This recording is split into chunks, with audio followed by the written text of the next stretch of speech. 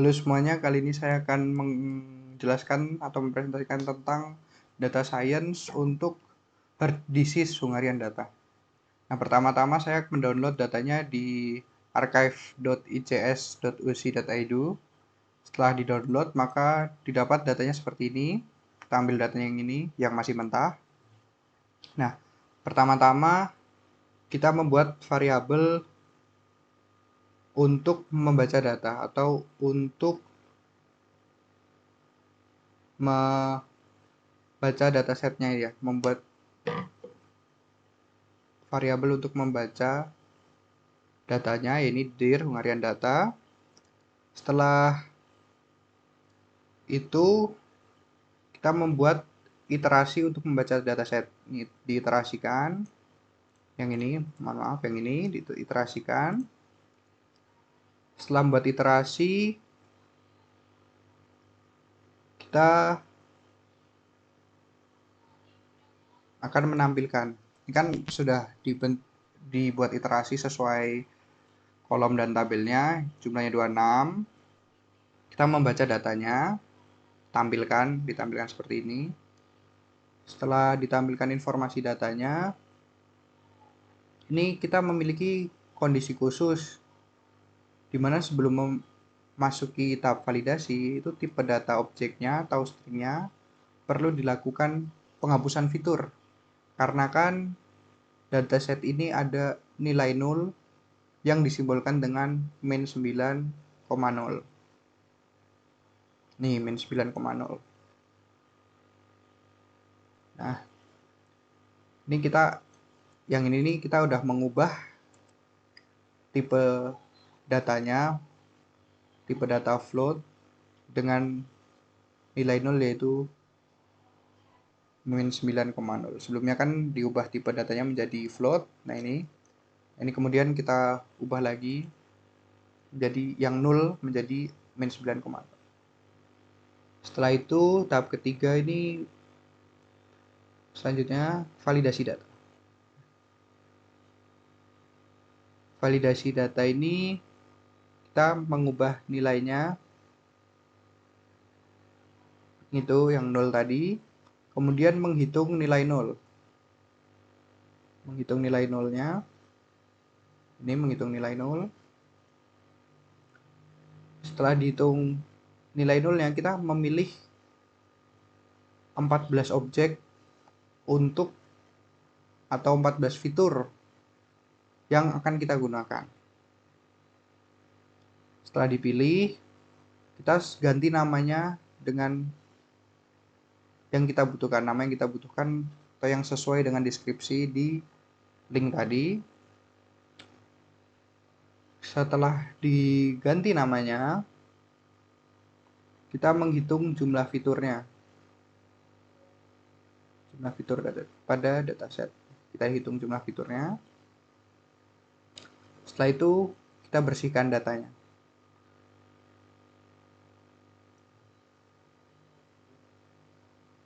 Agar datanya bersih dan agar dapat melakukan pemodelan dengan baik. Di sini nih ada 190 data yang 0, ini 290 data yang 0 atau yang kosong.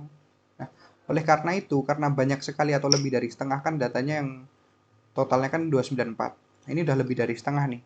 Karena lebih dari setengah, maka kita hapus saja atau kita hilangkan. Karena datanya dianggap tidak berguna karena terlalu banyak yang kosong. Lalu, yang ini ada 23 yang kosong. Ini ada 8, ini ada 1. Lalu kita apakan yang kosong itu? Kita isi dengan mean yang sudah ditentukan. Nah, setelah kita isi menggunakan nilai mean, kita cek duplikasi data. Ternyata ini ada data yang terduplikasi atau ada data yang sama. Nah, data yang sama ini kita hapus. Kita hapus dev clean. Ini duplikatnya kita hapus. Setelah dihapus, kita mencari korelasi antara fiturnya ya. Satu ini korelasinya dekat, sedangkan yang minus itu jauh. Agar lebih mudah ditampilkan dalam bentuk heat map seperti ini. Setelah kita menemukan korelasinya, kita konstruksi. Tujuan konstruksi data itu apa? Tujuan konstruksi data itu salah satunya menyesuaikan semua tipe data yang ada di dalam dataset. Tapi karena datasetnya kita udah sesuai, maka kita tidak perlu ubah-ubah lagi. Nah, maka kita akan memisahkan fitur dan target ke dalam variabel. X dan Y, X untuk fitur, Y untuk target. Setelah itu kita cek persebaran datanya seperti apa. Nah, persebaran terhadap target, persebaran jumlah targetnya. Oh maaf, ini tadi karena terlalu lama, dihubungkan kembali. Nah, ternyata persebarannya tidak seimbang. Ini terlalu jauh ini jaraknya. Karena terlalu jauh, maka kita perlu seimbangkan. Salah satunya dengan cara oversampling. Oversampling yang digunakan adalah SMOTE. SMOTE. Ini sebelum di oversampling seperti ini datanya, persebarannya sangat jauh, sangat timpang. Nah, setelah di oversampling maka datanya menjadi sama. Persebarannya jadi imbang. Nah, setelah menyeimbangkan persebaran jumlah targetnya, maka kita mengecek apakah perlu distandarisasi dan dinormalisasi atau dinormalisasi. Nah, ternyata perlu dilakukan normalisasi karena standar deviasi tiap kolomnya tuh cukup jauh, cukup tinggi rentangnya. Oleh karena itu dilakukan standarisasi menggunakan min-max scaler.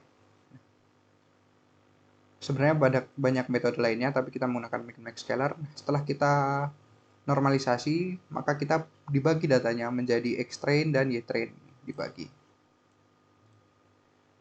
Ini dibagi dua ya, yang oversample saja dan oversample dan normalisasi. Setelah itu kita membentuk model. Ini model yang pertama dibentuk adalah KNN.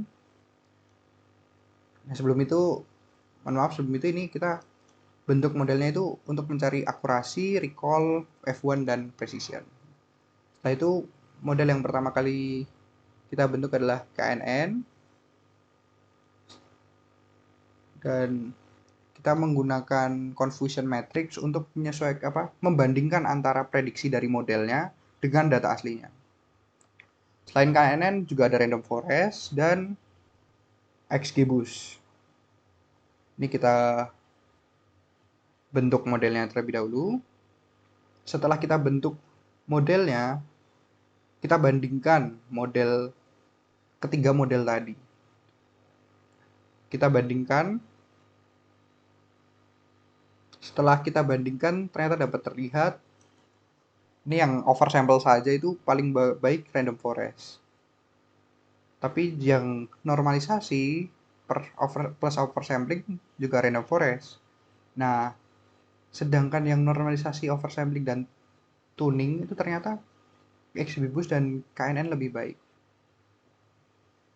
Tapi base model comparisonnya tuh yang diantara the best itu kan kalau random forest ini paling baiknya 9,2.